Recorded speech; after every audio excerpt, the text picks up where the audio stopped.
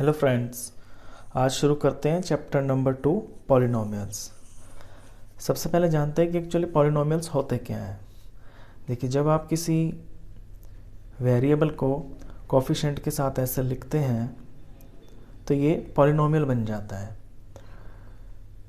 इसमें x, y, z आपका कुछ भी हो सकता है, तो इसको बोलते हैं वेरिएबल। तो ये आपका एक पॉलिनोमियल है। इसके ऊपर मैं अगर कोई पावर लगाता हूँ, ये भी आपका पॉलिनोमियल है। इसके आगे मैं कुछ और लिखता हूँ, तो ये सारे पॉलिनोमियल ही हैं। इन्हें हम px से डिनोट कर सकते हैं। जैसे यहाँ पे x वेरिएबल है, तो इस पॉलिनोमियल का नाम आपका px हो जाएगा। इस तरह से अगर वेरिएबल इसके अंदर y है आपका, तो उसे py से डिनोट कर सकते हैं।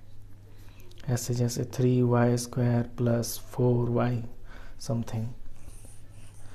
अब ये कितने तरह के होते हैं, ये डिपेंड करता है इसकी टर्म पे। यानी अगर आपके पॉलिनोमियल में एक टर्म है, जैसे कि सिर्फ मैंने 2x लिखा, तो एक ही टर्म है, तो इसे आप मोनोमियल बोलेंगे। जैसे यहाँ पे 2 टर्म है, ये वाली में 1, 2, तो इसे आप बाइनोमियल बोलेंगे। कोई पॉलिनोमियल 3 टर्म का है, जैसे कि मैं कुछ भी लिख दूँ यहाँ पे 2x4 + 5x³ + 3, तो इसमें आपकी ये 3 टर्म्स आ गई ना, तो इसे हम ट्राइनोमियल बोलते हैं। अब पॉलिनोमियल की कोई लिमिट नहीं होती है, इसमें डिग्री के हिसाब से आपके कितना भी बड़ा हो सकता है ये। तो पर्टिकुलरली इन 3 के ही नाम होते हैं, इससे आगे के इनमें कोई पर्टिकुलर नाम नहीं है। इससे नेक्स्ट चीज आती है डिग्री ऑफ पॉलिनोमियल। अब डिग्री होती है, कोई भी पॉलिनोमियल है उसकी जो हाईएस्ट पावर है ना, पावर बोले या उसका वो एक्सपोनेंट बोले, वो उसकी डिग्री होती है। तो इसे डिफाइन करें तो simply highest power of variable in a polynomial,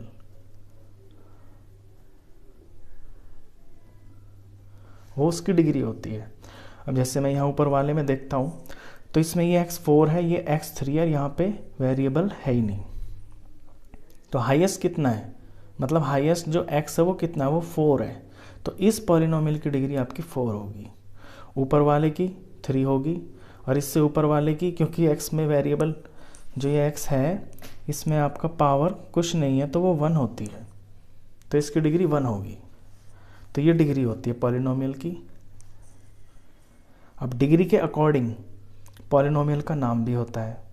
जैसे कि अगर कोई पॉलिनोमियल है और उसकी डिग्री 1 है, अभी मैंने एक पॉलिनोमियल लिखा, इसकी डिग्री 1 है क्योंकि x में यहाँ 1 है, तो इन्हें लीनियर पॉलिनोमियल बोलते हैं।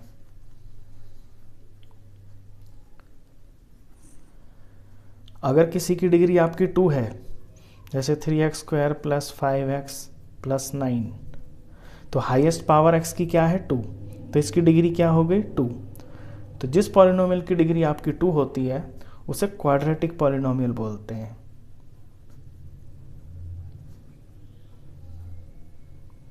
ये आपका क्वाड्रेटिक पॉलिनोमियल है। इसी तरह से जिसकी डिग्री 3 होती है, जैसे यहाँ पे मैं 3x की 3 लगा देता हूँ और +4 लिख देता हूँ, तो ये हो गई आपकी क्यूबिक। इसे क्यूबिक पॉलिनोमियल बोलते हैं।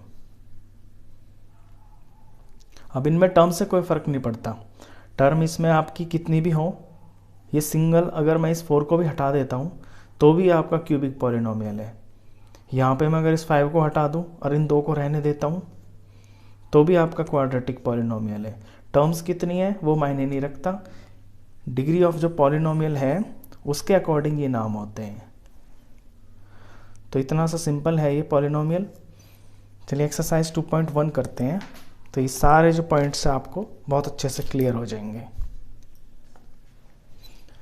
फर्स्ट क्वेश्चन है, which of the following expressions are polynomials in one variable and which are not, state reasons for your answer. इनमें से आपके कौन हैं जो वन वेरिएबल में पॉलिनोमियल है। वन वेरिएबल क्या होता है, यानी कि पॉलिनोमियल में सिर्फ एक ही वेरिएबल हो, जैसे कि x है तो आपका सारे टर्म्स में x ही होना चाहिए। तो देखिए फर्स्ट वाला 4x² - 3x + 7, तो ये तो है, ये आपका पॉलिनोमियल है और वन वेरिएबल में ही है। सेकंड y² + √2, ये भी है। थर्ड देखते हैं 3√2 + t√2। अब इसमें t तो है वेरिएबल, लेकिन वेरिएबल का जो पावर होता है ना वो होल नंबर होना चाहिए।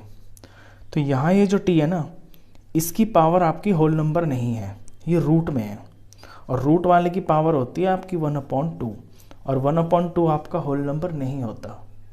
तो ये आपका वेरिएबल, ये जो पॉलिनोमियल है ये नहीं है। इसी तरह से 4 में देखिए, यहाँ y की पावर तो 1 है, लेकिन ये वाला जो वेरिएबल है ये इसके 2 के नीचे है, तो y की पावर क्या हो गई इसके अंदर -1, क्योंकि इन्वर्स है ना ये, और -1 आपका होल नंबर होता नहीं है, तो ये भी आपका पॉलिनोमियल नहीं है। तो ये बात भी आपको ध्यान रखनी है कि वेरिएबल की पावर अगर होल नंबर नहीं है तो वो आपका पॉलिनोमियल नहीं बन सकता। फिफ्थ पार्ट में तो ये वैसे ही दिखाई दे रहा है कि इसके अंदर 3 पॉलिनोमियल है, तो ये वन वेरिएबल में तो नहीं है, क्योंकि x है, y है, t है। तो ये फर्स्ट क्वेश्चन। सेकंड क्वेश्चन देखते हैं, right the coefficients of x² in each of the following. ये जो आपके दिए हुए हैं इनमें आपको x का कोफिशिएंट बताना है। अब कोफिशिएंट होता है आपका वेरिएबल से जो उसका टच होता है, जो उससे मल्टीप्लाई में होता है, उसे कोफिशिएंट बोलते हैं। यहाँ पे आपको सिर्फ x² से मतलब है। अब x² से यहाँ पे क्या है मल्टीप्लाई में, x² के पास तो कुछ भी नहीं है, तो जब कुछ भी नहीं है तो वो 1 होता है, तो इस पर्टिकुलर का x² का कोफिशिएंट आपका 1 है। सेकंड में देखते हैं, यहाँ x² से पहले आपका माइनस लगा हुआ है, तो इसका जो कोफिशिएंट होगा आपका वो -1 होगा, x² का कोफिशिएंट। यहाँ x² से पहले π/2 है, तो इसका कोफिशिएंट आपका π/2 होगा x² का। अब यहाँ पे x² की टर्म ही नहीं है, जब टर्म ही नहीं है तो हम ये मान लेते हैं कि x² आपका 0 बार होगा। 0 बार यानी कि वो है ही नहीं, तो x² का कोफिशिएंट इसमें आपका 0 हो जाएगा। लिखेंगे ज़रूर आप कि इसमें x² कितनी बार है, यानी 0 बार है। चलिए थर्ड क्वेश्चन देखते हैं। थर्ड में क्वेश्चन में पूछा है, give one example each of a binomial of degree 35। एक बाइनोमियल का आपको एग्जाम्पल देना है जिसकी डिग्री 35 होनी चाहिए। देखिए बाइनोमियल में 2 टर्म होती हैं, तो मैं 2 टर्म का एक पॉलिनोमियल लिखता हूँ 3x + 2। अब इसकी डिग्री मुझे 35 बनानी है, यानी वेरिएबल हाईएस्ट 35 होना चाहिए, इस तरह से। तो ये है बाइनोमियल। इसी में एक और एग्जांपल देना है, मोनोमियल हो, उसकी डिग्री 100 हो।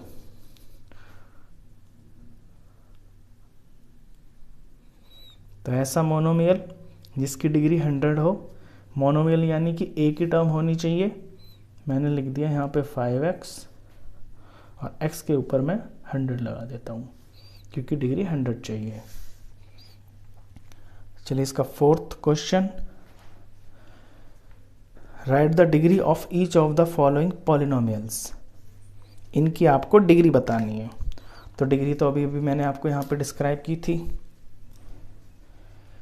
हाईएस्ट पावर जो होती है वेरिएबल की, वही आपकी डिग्री होती है। तो यहाँ पे x3 है, x2 है, x1 है फर्स्ट वाले में, तो इसकी जो डिग्री हो जाएगी आपकी वो 3 हो जाएगी क्योंकि हाईएस्ट 3 है। सेकंड में y², तो यही हाईएस्ट है इसमें, तो इसकी डिग्री आपकी 2 हो जाएगी। थर्ड में वेरिएबल आपका t है और t के ऊपर कुछ नहीं है, तो यानी कि वो एक बार है, तो उसकी जो डिग्री हो जाएगी वो आपकी 1 हो जाएगी। फोर्थ में देखिए, फोर्थ में कोई भी वेरिएबल नहीं है। जब कोई चीज़ नहीं होती है तो वो कितनी बार होती है, उसे हम मान लेते हैं कि वो 0 बार है, तो उसकी डिग्री भी ये 0 होती है। Fifth question, classify the following as linear, quadratic and cubic polynomials. अभी मैंने आपको बताया यहाँ पे लीनियर, क्वाड्रेटिक और क्यूबिक पॉलिनोमियल ये इसकी डिग्री के ऊपर डिपेंड होते हैं। तो इसकी हाईएस्ट डिग्री देखिए पहले आप, x² + x, इसकी डिग्री क्या है 2, तो जिसकी डिग्री 2 होती है उसे बोलते हैं क्वाड्रेटिक पॉलिनोमियल। तो ये है आपका quadratic polynomial. Q for quadratic, यहाँ पे लिख देता हूँ मैं इसे, Q for quadratic, P for polynomial, ये आप समझ गए होंगे। सेकंड में देखिए, ये x1 है और -x3, तो हाईएस्ट क्या है इसमें वेरिएबल की पावर 3, इसकी डिग्री 3 है, तो ये आपका क्यूबिक पॉलिनोमियल है। तो यहाँ पे मैं इसको CP लिख देता हूँ, यानी क्यूबिक पॉलिनोमियल। थर्ड में y की पावर 1, y की पावर 2 + 4, हाईएस्ट पावर क्या है 2 है, और जिसकी हाईएस्ट पावर 2 होती है यानी कि डिग्री 2 होती है वो आपका क्वाड्रेटिक पॉलिनोमियल। तो ये QP आपका quadratic polynomial. Fourth 1 + x, x की पावर 1 ही है, तो जिसकी पावर 1 होती है वो आपका लीनियर पॉलिनोमियल होता है। तो ये आपका लीनियर पॉलिनोमियल। फिफ्थ में भी यही है, 3t, t एक बार है, इसकी डिग्री आपकी 1 है, तो ये भी आपका लीनियर पॉलिनोमियल। सिक्स्थ, r की पावर 2, r इसमें वेरिएबल है, इसकी डिग्री 2 है, तो ये आपका क्वाड्रेटिक पॉलिनोमियल। सेवंथ, 7x³, अब x इसमें वेरिएबल है और पावर इसकी 3 है हाईएस्ट, तो इसकी डिग्री 3 है, और जिसकी 3 डिग्री होती है वो आपका क्यूबिक पॉलिनोमियल। तो इतनी ही सिंपल एक्सरसाइज थी ये, जस्ट सारा जो भी ये समझाया गया था इस चैप्टर का एक तरह से ये इंट्रोडक्शन ही है। आई होप आपको अच्छे से समझ में आ गया होगा। वीडियो अच्छा लगा हो तो प्लीज़ इसे लाइक कर देना, और 9th क्लास का कंप्लीट मैथ्स पढ़ने के लिए आप इस चैनल को भी सब्सक्राइब कर देना। Thank you.